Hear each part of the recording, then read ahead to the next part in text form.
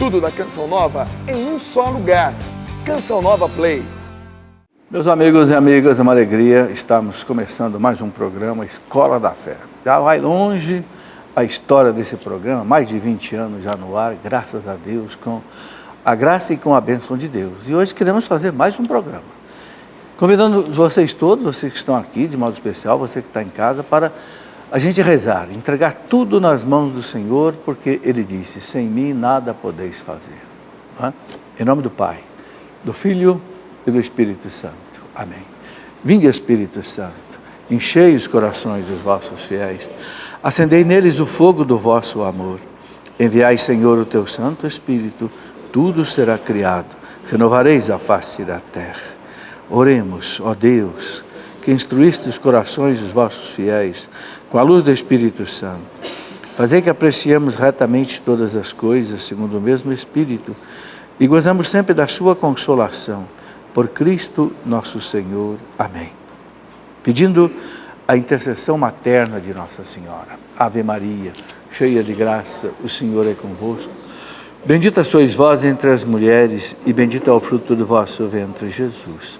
Santa Maria, Mãe de Deus, rogai por nós, pecadores, agora e na hora de nossa morte. Amém. Glória ao Pai, ao Filho e ao Espírito Santo, como era no princípio, agora e sempre. Amém. São José, rogai por nós. Inha Chica, rogai por nós. Em nome do Pai, do Filho e do Espírito Santo. Amém. Hoje é dia da Beata Inha Chica, não é? Uma das beatas brasileiras. Temos aí também Padre Vitor, que é beato. Temos aí também Irmã Dulce, não é? Quem sabe logo vamos ter mais santos brasileiros, se Deus quiser. Muito bem, quero saudar vocês que estão aqui no nosso auditório, com todo esse frio aqui de Cachoeira Paulista, Rio de Janeiro. Quem é do Rio de Janeiro? Isso, sejam bem-vindos. Betim, Minas Gerais, Vila Velha no Espírito Santo, Lavras da Mangabeira no Ceará, Fortaleza, Ceará, e Espírito Santo do Pinhal, São Paulo.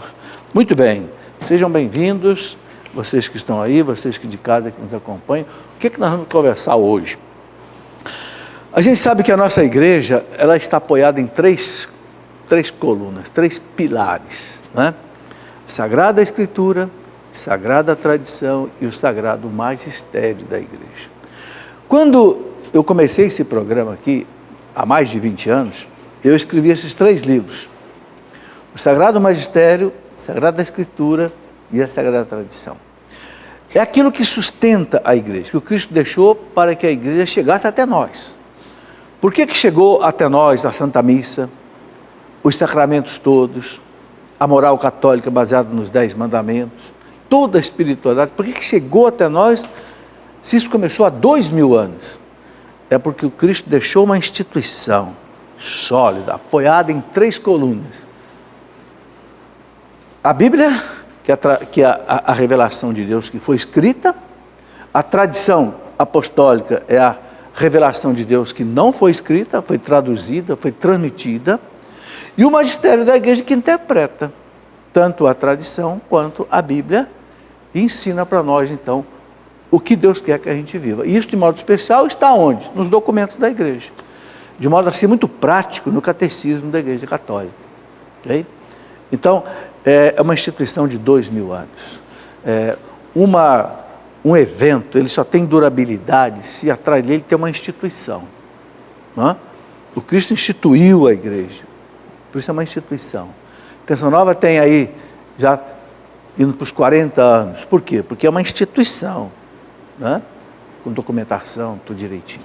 Hoje eu quero conversar um pouco sobre a tradição da igreja, a tradição apostólica. Muita gente não entende o que é isso.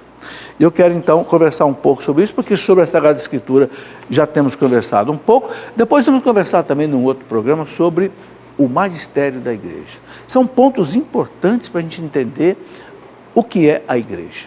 Né? Tudo isso eu coloco no livro que eu escrevi já há bastante tempo, também mais de 15 anos, A Minha Igreja. Né? Cristo, quando instituiu a igreja, ele disse, sobre ti, Pedro, edificarei a minha igreja. É dele, é a esposa de Cristo, a noiva do Cordeiro, né? Que ele cuida com tanto carinho. Muito bem, então vamos conversar um pouco, esses slides todos que vão aparecer aqui, você pode ver aí no facebook.com/Escola da Fé, todos esses slides que eu vou usar aqui no programa de hoje, ok? Eu tenho feito isso porque assim, não sei, de repente outras pessoas queiram usar aí nas catequeses, tal, pode usar à vontade, ok? A tradição da igreja, então, vocês estão vendo aí, né, essas imagens de santos padres, santos doutores da igreja, eles trouxeram até nós aquilo que ouviram dos apóstolos e fez chegar até nós, ok? Vamos lá. Então, o Catecismo da Igreja, no parágrafo 76, vocês vão ver que eu só vou usar aqui documentos da igreja, não vou colocar nada da minha cabeça. O Catecismo da Igreja diz assim: a Igreja Católica não se guia apenas pela Bíblia, ou seja, a revelação que foi escrita, mas também pela revelação oral, que é a tradição. No ensino oral, os apóstolos transmitiram aquelas coisas que receberam das palavras, da convivência e das obras de Cristo. Ou aprenderam das sugestões do Espírito Santo. Então, o que tem na tradição? Tem aquilo que os apóstolos receberam das palavras, da convivência com Cristo, das obras que eles viram de Cristo, e outras coisas que eles aprenderam com o Espírito Santo. Ao longo desses 2000 anos, os santos, os papas, os doutores, sempre receberam que o Espírito Santo assiste e guia a igreja, como Jesus prometeu na Santa Ceia, né? Quando vier o Paráclito, o Espírito da verdade, ensinar-vos-á toda a verdade. João 16, 13. O Espírito Santo vai ensinar para vocês toda a verdade. Fiquem tranquilos. Pode passar. O documento Dei Verbum, do Concílio Vaticano II, que eu já usei aqui em programas anteriores, Dei Verbum, que quer dizer, né, é o documento sobre a revelação, como é que Deus se revela, né? A Dei Verbum, do Vaticano II, número 7, diz assim: para que o Evangelho sempre se conservasse inalterado, não sofresse, né, alteração. E vivo na igreja, os apóstolos deixaram como sucessores os bispos. A eles transmitiram o seu próprio encargo de magistério. É outra coluna da igreja. Então, para que o Evangelho continuasse intacto, a missão da igreja de salvação do mundo continuasse, então os apóstolos deixaram os bispos sucedendo eles. Por isso que São Paulo nomeou, por exemplo, São Timóteo, colocou na cidade de Éfeso. São Tito, colocou lá na ilha, né, de Chipre. São Pedro ordenou, por exemplo, vários bispos, especialmente ali em Antioquia, Santo Inácio de Antioquia e outros, né? São João, que nomeou bispo, por exemplo, São Policarpo de Esmirna, depois São Policarpo de Esmirna, que nomeou bispo Santo Irineu de Leão, e essa sucessão chegou até nós. É o magistério da igreja, né, que então conduz tudo. Vamos lá. Então, o Espírito Santo inspira e assiste a igreja, como já disse, como Jesus prometeu. Vamos ver a consequência disso, né? Então, Catecismo número 66 diz assim para nós: embora a igreja tenha ciência de que, abre aspas, é o Catecismo falando, já não há que esperar nenhuma nova revelação pública, ou seja, nada mais além da Bíblia, antes da gloriosa manifestação de nosso Senhor Jesus Cristo. No entanto, a igreja sabe que, embora a revelação esteja terminada, não está explicitada por completo. Importante entender isso. Caberá à fé católica captar gradualmente todo o seu alcance ao longo dos séculos. O que está dizendo aí a Dei Verbum? A Bíblia está completa. A revelação bíblica está completa. Terminou lá com o Apocalipse. E a tradição também. O que os apóstolos trouxeram já se completou. Mas, olha que interessante, diz aqui o Catecismo, né? No entanto, a igreja sabe que, embora a revelação esteja terminada, no entanto, ela não está toda entendida, toda explicitada por completo. É por isso que a igreja tem batalhões de teólogos estudando, hermeneutas, exegetas, paleontólogos, arqueólogos, exegetas que estudam as línguas antigas, a história antiga, para poder entender melhor a revelação, ok? Mas ela está completa. O essencial, claro, a igreja sabe, né? Mas sempre o Espírito Santo continua aí assistindo e guiando a igreja. Vamos lá. De novo, a Dei Verbum, número 9, ela coloca para nós o seguinte: a Sagrada Tradição e a Sagrada Escritura estão estreitamente conexas e interpenetradas. Eu já mostrei isso daqui numa aula anterior. Ambas promanam da mesma fonte divina, prestem bem atenção nisso, formam de certo modo um só todo e tendem para o mesmo fim. Então vejam, entendam bem, a Sagrada Tradição e a Sagrada, eu quero chamar a atenção que a Dei Verbum fala em Sagrada Tradição. Não é uma tradição meramente humana, social, não. É sagrada, ou seja, vem de Deus. A Sagrada Tradição, a Sagrada estão estreitamente conexas e interpenetradas, ambas promanam de uma mesma fonte divina e formam, de certo modo, um só todo e tendem para o mesmo fim. Então, há uma ligação perfeita entre a tradição e a Bíblia. Vamos lá. Em que consiste, então, essa Sagrada Tradição? Vamos entender isso, como a igreja nos explica. Pode passar. Então, aqui o Catecismo, no número 83, explica. Ele diz assim: a Sagrada Tradição consiste em tudo aquilo que vem dos apóstolos, por isso é a tradição apostólica, vejam bem, tudo aquilo que vem dos apóstolos e transmite o que eles receberam do ensinamento e do exemplo de Jesus, veja, do ensinamento e do exemplo de Jesus, e o que receberam através do Espírito Santo. Então, com quem que os apóstolos receberam o que transmitiram para nós? Do Cristo, dos ensinamentos, das obras e do Espírito Santo. Com efeito, a primeira geração de cristãos ainda não dispunha de um Novo Testamento escrito. A gente sabe que os livros do Novo Testamento começaram a ser escritos por volta do ano, talvez 56, 50, ou seja, mais de 20 anos, talvez depois que o Cristo tenha morrido. Então, como é que eles passavam a doutrina? Oralmente. Aí vem a tradição oral. Depois que começaram a escrever. Talvez São Mateus foi o primeiro que escreveu entre o ano 50 e 60, São Marcos entre 50 e 60, São Paulo começou a escrever as cartas por volta do ano 50, 60 também, não é? Mas antes era tudo transmissão oral, ok? E o próprio Novo Testamento atesta o processo da tradição viva. Olha o que diz o nosso catecismo. O Novo Testamento, ele é que atesta, né, o processo da tradição viva. Vamos ver como. A gente vai ver nesses nossos estudos. Né?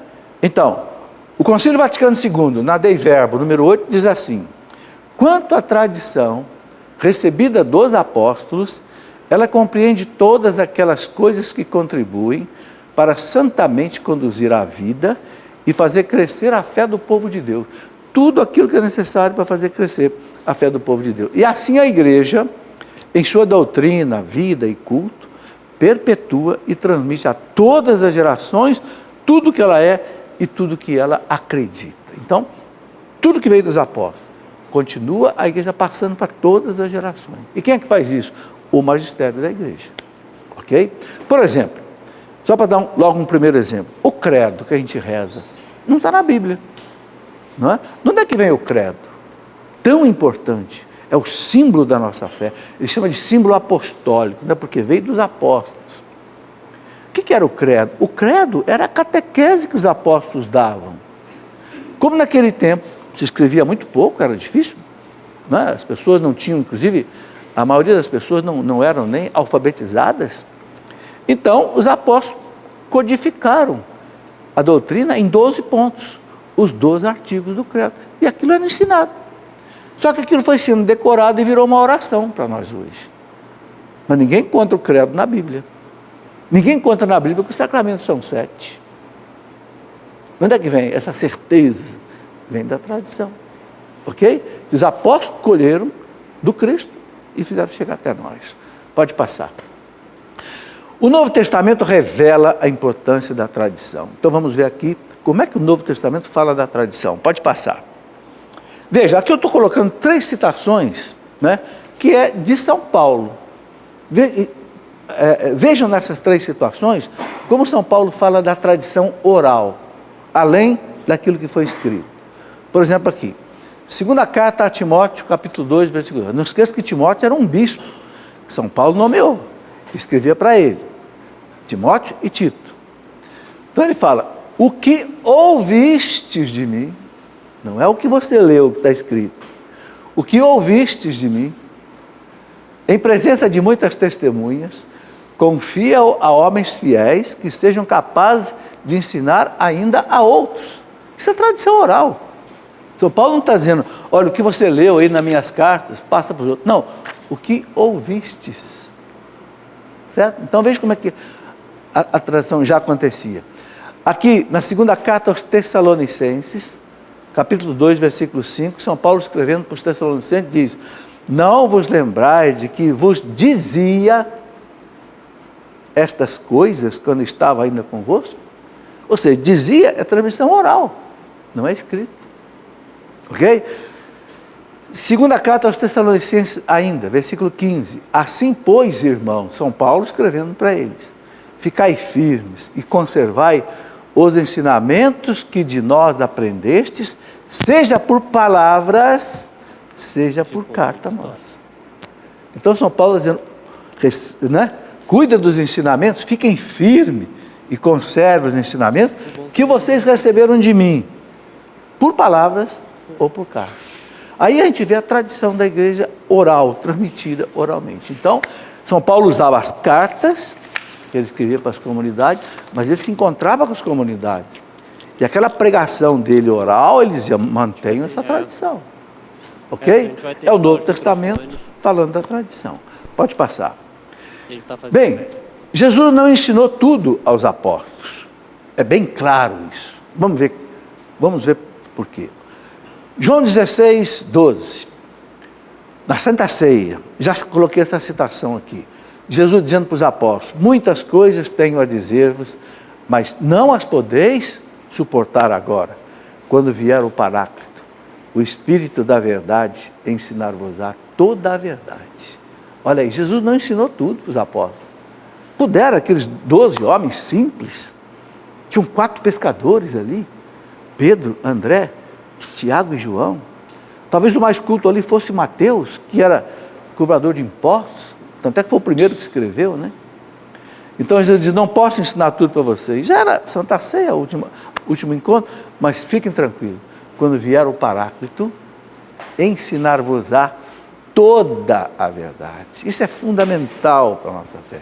Essa certeza absoluta que a gente tem, que o Espírito Santo guia e assiste à igreja, porque o Jesus prometeu, o Espírito Santo ensinar-vos-á toda a verdade. Depois, a gente vê aqui São João, no finalzinho do evangelho dele, capítulo 20 de São João, versículo 30, o que São João diz? Como é que ele termina o evangelho dele? Ele termina dizendo assim, Jesus fez, diante dos seus discípulos, muitos outros sinais ainda, que não se acham escritos nesse livro. Não escreveu tudo. Esses, porém, foram escritos para credes que Jesus é o Cristo, o Filho de Deus, e para que crendo tenhas a vida no seu nome. Então o que São João está dizendo aqui? Nós não escrevemos tudo na Bíblia, nós não escrevemos tudo no Evangelho. Se fosse escrever tudo, São João fala ainda no versículo mais para frente, se fosse escrever tudo, o mundo inteiro seria pequeno para conter todos os livros que precisariam ser escritos. Então, isso que não foi escrito, onde é que está? Na tradição. É o que chegou a nós pela tradição da igreja. Ok? Pode passar. Aqui, como é que ele termina o capítulo 21 de São João? Depois do que nós lemos. Há muitas outras coisas que Jesus fez e que, se fossem escritas uma por uma, creio que o mundo não poderia conter os livros que se escreveriam. São João usa aí até uma expressão forte de linguagem para dizer, tem muita coisa que Jesus fez que disse que não ficou escrito. Mas os apóstolos captaram isso que não ficou escrito e fizeram chegar até nós. Ok? Muito bem. Volta. Os fiéis eram assíduos aos ensinamentos orais dos apóstolos. Atos 2:4. No começo da igreja, o povo ouvia os apóstolos, não lia. Isso tudo foi chegando até nós pela tradição. Veja que os judeus também tem uma tradição muito forte. A gente vê, por exemplo, os livros do Antigo Testamento, né? Já desde o tempo de Moisés. Mas não foi escrito tudo lá no tempo de Moisés. A gente sabe que isso deve ter sido escrito por volta do ano 1000 antes de Cristo, na corte de Salomão, na corte de Davi, onde já tinha os escribas, tinha os sacerdotes. Mas eles narravam todas aquelas genealogias das famílias com um rigor tremendo. O que era isso? Era tradição. Porque todo o povo que antigamente escrevia pouco, guardava as coisas aonde? Aqui, ó, na memória. Entende? Isso a igreja também usou muito, né? Muito bem. A Dei Verbum diz assim: os apóstolos transmitiram aquilo que eles próprios receberam. Isso é a tradição. Olha, os apóstolos transmitiram aquilo que eles próprios receberam. Exortam os fiéis a manter as tradições que aprenderam, seja oralmente, seja por carta. Então está aqui a Dei Verbum número 8 do Concílio Vaticano II, dizendo isso com clareza. É aquele texto que já citei dos Tessalonicenses, né? São Paulo dizendo: o que vocês ouviram de mim, ou o que vocês receberam por carta, guardem esses ensinamentos. Pode passar? A tradição e a Bíblia. Vamos ver a conexão entre essas duas, a tradição e a Bíblia. Vocês estão vendo até aí na ilustração. A Bíblia não define ela mesma o seu catálogo. Lá em cima. Quem que diz que a Bíblia tem 72 livros? A Igreja Católica, o magistério da Igreja. Baseado em quê? Na tradição. Foi a tradição da Igreja que ensinou a Igreja, que a Igreja captou por inspiração do Espírito Santo, o magistério da Igreja. Pela tradição, são 72 livros inspirados. Nenhum aqui não é inspirado pelo Espírito Santo. Né? Isso é muito importante de entender. Ou seja, foi a tradição que emberçou a Bíblia, diz Dom Boaventura Kloppenborg. Eu gostava dessa expressão. É a tradição que berçou a Bíblia. Como uma mãe cria uma criança e depois ela cresce, a igreja, a tradição da igreja, o magistério da igreja, berçaram a Bíblia até ela ficar formada. E demorou, né? Chegou até o século IV para a igreja definir qual era o cânon da Bíblia, o índice da Bíblia. Ok? Porque a Bíblia não caiu do céu pronto. E nenhum livro da Bíblia traz o índice da Bíblia. Então, olha cá, foi a tradição apostólica que fez a igreja discernir que escritos deveriam ser enumerados na lista dos livros sagrados. Dei Verbum 8. Documento do Concílio Vaticano II. Foi a tradição da igreja que mostrou para a igreja quais livros deviam estar ou não dentro da Bíblia. Isso, meus irmãos, significa o seguinte: quem não acredita na infalibilidade da igreja não devia ler a Bíblia. Quem é que garante para você que o que você está lendo é palavra de Deus, palavra inspirada pelo Espírito Santo? Quem garante é a Santa Igreja Católica Apostólica Romana. Ela montou a Bíblia. É verdade que a Reforma Protestante tirou 6 livros, mas não colocou nenhum.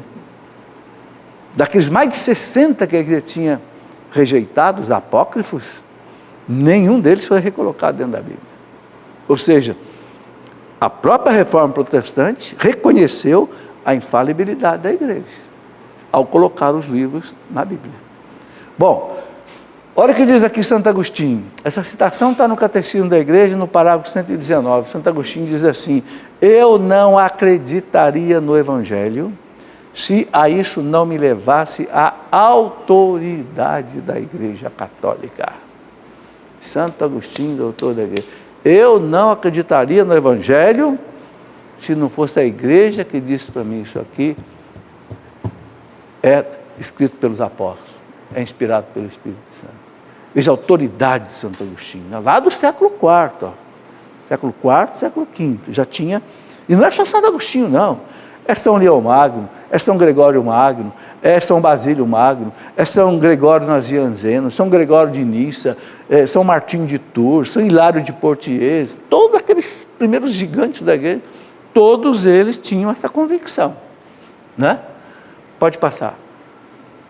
Vários concílios, então, confirmaram o cânon da Bíblia. Então, como é que a igreja foi montando a Bíblia? Como é que foi fazendo esse discernimento para saber quais livros eram ou não inspirados pelo Espírito Santo? Então, vários concílios. Desde o tempo de Santo Agostinho, o concílio de Hipona, que foi no ano 393, na cidade de Hipona, onde Santo Agostinho viveu, ali houve um concílio que começou a estudar quais livros eram ou não inspirados pelo Espírito Santo.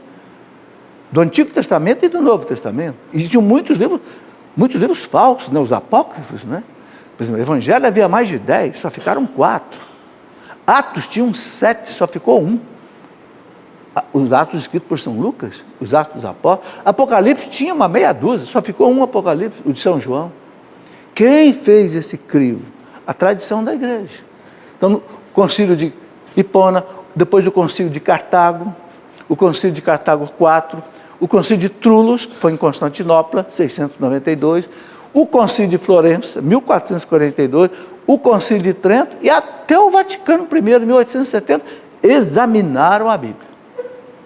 É verdade que aqui no século IV, a igreja já tinha praticamente fechado o cânon da Bíblia, mas a igreja, pela seriedade dela, sempre examinou nos concílios o cânon da Bíblia. Aí a gente entende o que é o papel da tradição da igreja, ok? Sem a tradição, você não teria a Bíblia. Assim como você não pode ter uma maçã sem a macieira, você não pode ter a Bíblia sem a igreja. A igreja vem antes da Bíblia ser montada. É a igreja que montou a Bíblia. Isso é muito importante a gente entender. Muito bem, intervalo, não é? Vamos a ele, daqui a pouquinho a gente já volta, vocês vão ver que o intervalo vai ser bastante rápido. Muito bem, meus amigos e amigas, já estamos de volta com a nossa Escola da Fé. Veja que rapidez que foi o intervalo, né? Você já sabe por quê, porque não tem propaganda, não tem comerciais. É por isso que a Canção Nova precisa pedir a sua colaboração. Porque toda a arrecadação da Canção Nova é basicamente, né, da contribuição dos, nós chamamos de sócios, colaboradores, né, que mantém essa obra. Né? É uma maravilha saber que a igreja no Brasil mantém uma obra dessa que hoje está no mundo inteiro. Qualquer lugar do mundo você pega a Canção Nova hoje pela internet, né? Ou pelas transmissoras da Canção Nova, que são mais de 500 no Brasil inteiro. Uma maravilha, né? Sem propaganda, sem comercial, uma coisa realmente um verdadeiro milagre, né? E quem participa disso certamente tem os mesmos méritos, né, de quem faz todos os programas aqui. Paulo VI dizia, aquele que mantém a evangelização tem os mesmos méritos do evangelizador. Que bonito, né? Muito bem, eu quero mostrar aqui 2 publicações que são muito interessantes para o mês de julho, agora o mês que é do preciosíssimo sangue de Jesus. É um devocionário, orações, ladainha ao precioso sangue de Cristo, né? E aqui um livrinho que eu também escrevi, Você conhece o poder do sangue de Cristo? Mês de julho é o mês do sangue de Cristo, né? Nós temos que lembrar que é pelo sangue de Cristo que nós somos resgatados, né?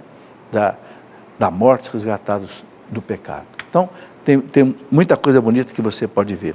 Eu quero lembrar então que todo esse material que nós estamos usando aí, você pode depois, se quiser, encontrar aí no facebook.com/Escola da Fé, tá?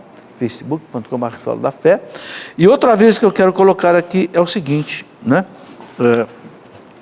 Está aqui na minha planilha, o débito automático. A maneira mais fácil de você ajudar a Canção Nova, né? Você não esquece, se você tem conta bancária, você fazer a sua contribuição pelo débito automático, né? Você autoriza o banco a debitar na sua conta um valor, creditar para a Canção Nova e você não esquece. E Deus gosta disso, porque Jesus disse, né? Quem é fiel no pouco lhe será dado muito. Quem é fiel no pouco lhe será confiado muito. E o muito de Deus é muito, né? Muito bem, vamos continuar conversando aqui sobre a tradição da igreja, para a gente entender, né? Certas coisas que as pessoas perguntam, mas eu não encontro isso na Bíblia. Não está na Bíblia que Nossa Senhora foi para o céu de corpo e alma. De onde é que vem? Da tradição. Ah, não está na Bíblia que Nossa Senhora foi concebida sem pecado original. Não está desse jeito. mas a tradição dos apóstolos entendeu e trouxe até nós. Maria concebida sem pecado. Ela mesma veio revelar isso também, né? Muito bem, então continuando aqui o nosso estudo.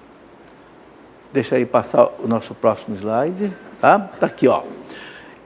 Uma citação muito importante, que é, de novo, do Concílio Vaticano II, a Dei Verbo número 8, que diz assim, ó: pela tradição, tornam-se conhecido à Igreja o cânon completo dos livros sagrados e as próprias Sagradas Escrituras são nelas cada vez mais profundamente compreendidas e se fazem sem cessar atuantes. Ou seja, é pela tradição, a Igreja tem essa convicção, é pela tradição que torna-se conhecida a Igreja o cânon completo, ou seja, o índice da Bíblia.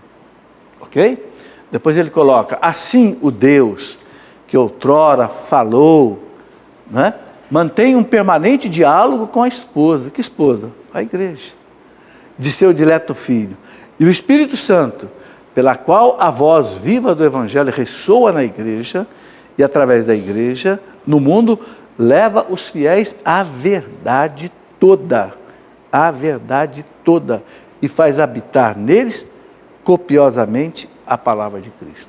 Então, vejam, mais uma vez, o Concílio Vaticano II reconhecendo como o último concílio que a Igreja realizou, concílio ecumênico, né, onde o Papa chama todos os bispos do mundo, o concílio reconhecendo a tradição é que compôs a Bíblia, que identificou a Bíblia e que traz para nós toda a palavra de Cristo. Pode passar? E aí tem uma consequência muito importante que vem agora, que o concílio também coloca na Dei Verbo número 10. A consequência é essa: o ofício de interpretar autenticamente a palavra de Deus, escrita ou transmitida. Transmitida é a tradição. Foi confiado unicamente ao magistério vivo da Igreja, cuja autoridade se exerce em nome de Jesus Cristo. Ora, se é a Igreja que teve a assistência do Espírito Santo para ter o discernimento quais livros compõem a palavra de Deus, então, conclusão, é também a Igreja que tem a inspiração infalível para interpretar. Se ela teve a inspiração sagrada de decidir quais livros entram na Bíblia, quais não entram, ela também tem a inspiração para interpretar. Por isso que o Concílio Vaticano II diz: o ofício, a tarefa, a missão de interpretar autenticamente, quer dizer, sem erro, a palavra de Deus, ou escrita ou da tradição, foi confiado unicamente. Importante unicamente ao magistério vivo da Igreja. O que é o magistério vivo da Igreja? O Papa, os bispos, que chegaram até nós pela sucessão apostólica. Não é? Esse magistério é que interpreta para nós. Bom, e aqui, São Paulo coloca: a Igreja é a coluna e o fundamento da verdade. Por que a Igreja é a coluna e o fundamento da verdade? Porque ela tem a capacidade de interpretar a Bíblia, diz ali, autenticamente. Então, se a Igreja interpreta a palavra de Deus autenticamente, ela é a coluna e o fundamento da verdade. Tem que entender isso. O que é coluna? O que é fundamento? Raciocina um pouquinho comigo. Quando você vai fazer um prédio, por exemplo, qual é a primeira coisa que você faz? O fundamento, o alicerce.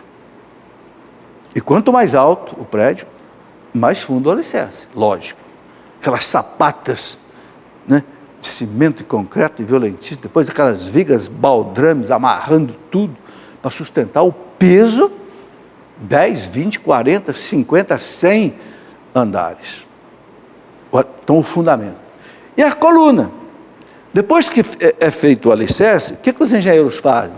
As colunas. Então, você olha aquele prédio assim, parece um esqueleto, né, de concreto, né? Isso é a estrutura da obra. O fundamento, o alicerce e as colunas. O resto é perfumaria. Se você vai fechar as paredes de plástico, ou vai fechar de tijolo, ou vai fechar de vidro, ou vai fechar de placas metálicas, não tem problema. Por quê? Não são as paredes que vão sustentar a obra. O que sustenta a obra é o alicerce, o fundamento e as colunas. Então São Paulo diz, a igreja é a coluna e o fundamento da verdade. Que bonito. A igreja interpretando, então, a tradição. A Bíblia, ela tem a verdade. E São Paulo depois diz, e Deus quer que todos se salvem e cheguem ao conhecimento da verdade. Olha a importância da igreja trazer para nós a verdade cristalina. Porque São Paulo diz, Deus quer que todos se salvem, mas tem que chegar ao conhecimento da verdade. Se você não chegar ao conhecimento da verdade, você não se salva, São Paulo diz. Liga as três coisas. A igreja é o fundamento da verdade. Deus quer que todos se salvem, mas se salvem chegando à verdade. E onde é que está essa verdade? Na igreja. Sabe, essa fé, essa convicção, essa fé, isso é que faz a nossa fé ser robusta. Você tem a certeza absoluta, né, que o que você aprende com a igreja em termos de moral, em termos de dogmas, em termos de espiritualidade, em termos de sacramentos, é verdade absoluta. Isso é muito bonito. Nós temos um catecismo que aqui está a verdade ensinada pela igreja. Aqui você tem 4 partes. Aliás, o catecismo anterior a esse, foi feito em 1565 pelo Papa São Pio V, tinha a mesma estrutura. Os dogmas é o credo, detalhado. Os 12 dogmas do credo. Depois, toda a parte sacramental, litúrgica. Depois a parte moral, sacramentos. E depois a espiritualidade, a oração baseada principalmente no Pai Nosso. Esta é a verdade que São Paulo diz, né, que a igreja tem para nós, que é a coluna e o fundamento da verdade. A tradição é que trouxe isso. Muito bem, pode passar? Então, muitas verdades chegaram a nós pela Sagrada Escritura. Agora eu queria detalhar um pouco as verdades que chegaram até nós pela tradição e que não está assim explicitamente na Bíblia. No programa da semana que vem, eu vou fazer um programa, se Deus quiser, mostrando a tradição e os padres da igreja. Como é que os padres da igreja trouxeram essa tradição até nós? Então, aí você está Santo Agostinho, Santo Irineu, São Policarpo de Esmina, entende? Desde lá dos primeiros papas, aí a gente vai entender um pouco melhor em termos assim de como é que a coisa chegou. Aqui eu estou colocando o conteúdo. Semana que vem eu vou desdobrar isso daí. Bom, algumas verdades fundamentais. Vamos desdobrar um pouco dela. Primeiro, todos os sacramentos não é com muita clareza que você entende os 7 sacramentos ali. Como é que a igreja chegou à conclusão que são 7? Não são 6 e não são 8. São 7. A inspiração do Espírito Santo ao longo da tradição da igreja. Então a gente foi entendendo que o matrimônio é um sacramento. Foi entendendo que a unção dos enfermos é um sacramento. E não foi assim de uma hora para outra, né? O Espírito Santo foi ensinando para a igreja, para e passo, cada coisa, né? Então, o credo, já falei, os 12 artigos do credo, também os apóstolos receberam de Cristo e foram passando, né? E se transformou até numa oração, que hoje é uma oração obrigatória de ser rezada em toda a missa de domingo, né? Depois, as verdades doutrinárias. Quantas verdades doutrinárias sobre a Virgem Maria, sobre a Eucaristia, tudo que tem aí no catecismo. De onde é que vem tudo isso? Vem na tradição, foi colocando para nós, certo? Foi entendendo da Bíblia escrita e o magistério interpretando, foi trazendo. As práticas de piedade, ninguém vai encontrar na Bíblia procissão, veneração de santo, veneração de imagem, você não vai encontrar isso na Bíblia. Mas de onde é que vem? A igreja, a tradição da igreja, inspirada pelo Espírito Santo, foi entendendo a importância disso. Entende? O batismo de criança, não está escrito na Bíblia que é para batizar criança. Há indícios que várias famílias, né, o apóstolo que batizaram todas as pessoas da família, como na casa de Cornélio, por exemplo, será que não tinha criança? Mas aí você vai ver os padres que trouxeram a tradição, vai ver, por exemplo, um tertuliano que diz, a igreja recebeu dos apóstolos a incumbência de batizar crianças. Não está na Bíblia, está na tradição da igreja. Isso eu vou mostrar semana que vem. Essas citações, né, que mostram bem claro. Depois, a necessidade e validade do batismo ministrado às crianças. Então, é outra prática, já falei aqui. A não necessidade de ministrá-lo por imersão. Por que a igreja batiza por efusão, por derramamento? Né? E não só por imersão. Porque a tradição também trouxe para nós. Então, a gente vai ver lá, por exemplo, um documento do primeiro século, a Didaquê, que era chamada Doutrina dos 12 Apóstolos, do primeiro século, diz assim, se não tiver água suficiente para imergir, então batize derramando água 3 vezes na cabeça da pessoa. Do primeiro século. Não está escrito na Bíblia. Vocês estão entendendo a importância da tradição em tudo aquilo que a gente acredita? Agora, por que você acredita? Porque a igreja garante. Aí é que está. Porque o magistério da igreja garante. Interpretando a Bíblia, interpretando a tradição. Depois, a veneração das imagens não está ali. Mas nós vamos ver nos concílios da igreja, né? O concílio, por exemplo, quando fala das imagens, o concílio lá do ano 789, o concílio de Nicéia II, dizendo, é bom nós temos as imagens nas vestes sagradas, nas paredes, nas alfaias, nos caminhos, as imagens. Do concílio do ano 789, concílio de Nicéia II. Né? Então, a tradição trouxe tudo isso para nós. Né? Os ícones também, além das imagens, gravuras sagradas, o casamento indissolúvel, claro que Jesus colocou ali, não separe o homem o que Deus uniu, né? Mas não é só isso em termos de casamento. Hoje você sabe, por exemplo, que o tribunal da igreja pode declarar que muito casamento não valeu, foi nulo. De onde é que vem esse entendimento todo que a igreja foi tendo? Exatamente porque a tradição foi entendendo isso com o tempo. Se falta um consentimento pleno, se a pessoa casa meio na marra, o casamento não vale. Então, sabe, todo podemos dizer, o código de direito canônico da igreja, uma série de coisas, não são coisas inventadas pela igreja. Infelizmente, alguns dos nossos irmãos protestantes pensam que a igreja, num lance assim de ousadia, saiu inventando coisas, não inventou nada. A igreja recebeu e foi passando para nós. Bem, depois, o primado do Papa. Está bem claro lá no Evangelho de São Mateus, né? Tu és Pedro, sobre esta pedra edificarei a minha igreja, né? Eu te darei as chaves do reino do céu. É bem claro o primado de Pedro. Mas por que Pedro passou esse primado para Lino, depois Cleto, Clemente, Evaristo, né? Chegou até Papa Francisco?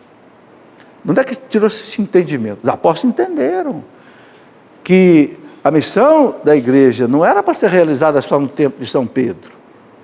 Então, quando Pedro morreu, ele tem que eleger um substituto. E chegou até nós. Entende? Então, toda essa interpretação não é assim transparente na Bíblia. A igreja, né, foi compreendendo isso. Né? O cânon da Bíblia, eu já falei, pode passar. O culto e a veneração dos santos, né, a dulia, e a veneração a Nossa Senhora, você não encontra nenhuma palavra na Bíblia que mande fazer a veneração de Nossa Senhora. Não é? E hoje, quantas festas litúrgicas tem de Nossa Senhora? Nascimento de Nossa Senhora, Assunção ao céu, Imaculada Conceição. De onde vem isso? Da tradição. Ok? E não só Nossa Senhora, mas o culto aos santos. Celebramos hoje, por exemplo, eu já estava dizendo aqui em Axica, ontem Santo Antônio, e cada dia a igreja celebra uma porção de santos, e que intercedem por nós sem cessar diante de Deus. De onde é que vem isso? Está escrito na Bíblia que os santos intercedem por nós sem cessar? Você não vai achar. De onde é que a igreja entendeu? dessa tradição que trouxe até nós. Certo? O magistério foi entendendo. Depois, a questão, por exemplo, da santificação do domingo, a questão do purgatório. Você não encontra a palavra purgatório na Bíblia, mas você encontra um embasamento bíblico. Então, o magistério, interpretando a Bíblia, interpretando a tradição, o magistério ensina para nós a realidade do purgatório. A ordenação sacerdotal apenas de homens, né? É outra realidade. O Papa João Paulo II, naquele documento Ordinatio Sacerdotalis, ele diz que o sacerdócio no homem, o sacerdote, né, é só para o homem. E a igreja não tem autorização para mexer nisso. Por quê? Porque vem lá dos apóstolos. Ok? Não é questão de o homem ser melhor do que a mulher, é missão. A mulher recebeu uma missão, ser mãe. O homem não recebeu, é missão, não é privilégio. Não é? Enfim, todas essas coisas vêm da tradição. A Santa Missa, a Eucaristia, está na Bíblia. Mas todo o roteiro da Bíblia que a gente tem hoje, Cristo não fez esse roteiro todo na Santa Ceia. Na Santa Ceia ele fez, vamos dizer, a consagração. Mas por que a igreja faz primeiro, né, a introdução, depois faz, né, o ato de penitencial, as leituras, a homilia? De onde é que vem essa estrutura da Bíblia? Vem do primeiro século.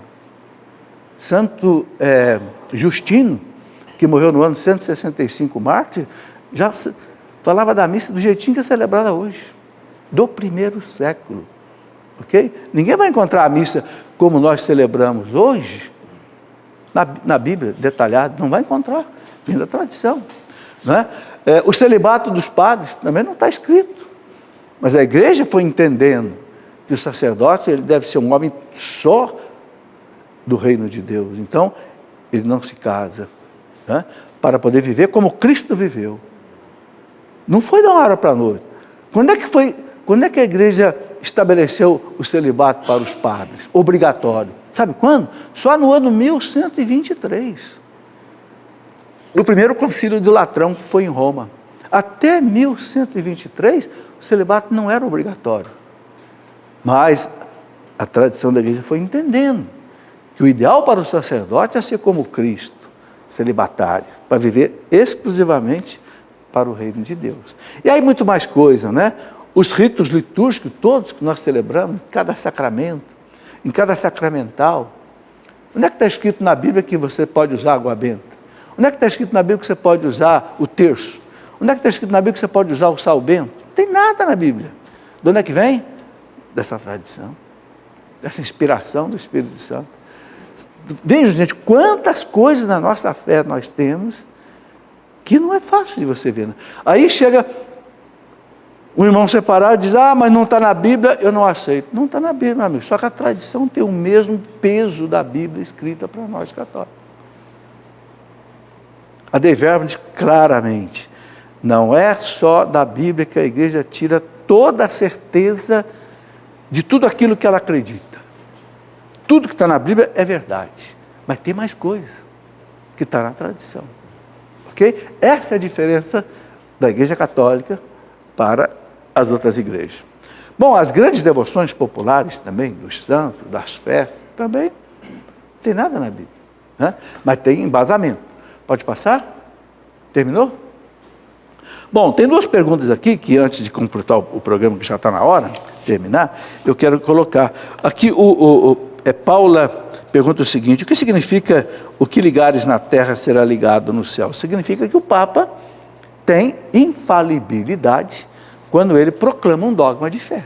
E isso foi definido aonde? No Concílio Vaticano I, em 1870. Está aí, uma ação do magistério da igreja, né? Entendendo toda a tradição, pela palavra do Cristo, quando o Papa proclama um dogma, não é qualquer coisa. Eu acho que foram, talvez, 13, 14 vezes em toda a história da igreja que um Papa proclamou um dogma. Assunção de Nossa Senhora ao céu, Imaculada Conceição, né? E outras coisas. Ok? Depois o Carlos Roberto pergunta aqui, o que a tradição da igreja fala sobre a cremação? Está aí, a Bíblia não fala nada. O que a igreja diz? Pode fazer a cremação, desde que não seja para desafiar a crença na ressurreição, pode-se fazer a cremação, embora a igreja prefira o sepultamento, mas não proíbe a cremação. Só que tem um detalhe que agora, já no pontificado do Papa Francisco, foi colocado. As cinzas da pessoa não podem ser jogadas na terra, na água, não, tem que ser sepultado. Porque as cinzas que o crematório entrega para a família são os restos mortais da pessoa. Então, tem que ter um respeito com aquilo ali, sepultar, não pode ficar jogando aí em planta, na água, em qualquer lugar. Então, vocês estão vendo quantas e quantas coisas nós acreditamos e que não estão na Bíblia. Então, mais uma vez eu digo, o Sagrado Magistério interpreta a Sagrada Escritura e a Sagrada Tradição e traz para nós aquilo que São Paulo diz, a igreja, a coluna e o fundamento da verdade, que leva a gente à salvação. Acabou? Então está aí. Agradeço a vocês que vieram participar, vocês de casa que também nos acompanharam, e eu peço aos sacerdotes que nos acompanharam que nos dê a bênção, especialmente para vocês. A bênção pode ser dada à distância, é outra coisa que a tradição ensina. A bênção é sacramental, não é sacramento, então não precisa ter a presença, pode ser dada à distância. Então põe a sua intenção agora, nesta noite, né? E nós pedimos a Deus, pela intercessão de Nossa Senhora, né, que derrame sobre todos nós, né, as suas bênçãos, as suas graças, trazendo para nós saúde para o corpo e também saúde para a alma. Em nome do Pai, e do Filho, e do Espírito Santo. Amém.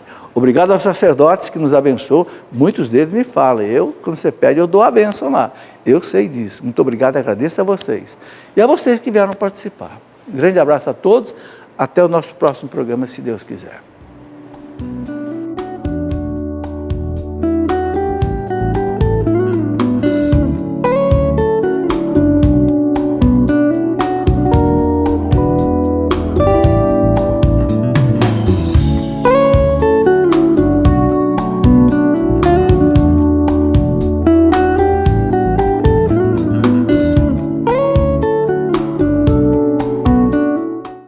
Tudo da Canção Nova em um só lugar.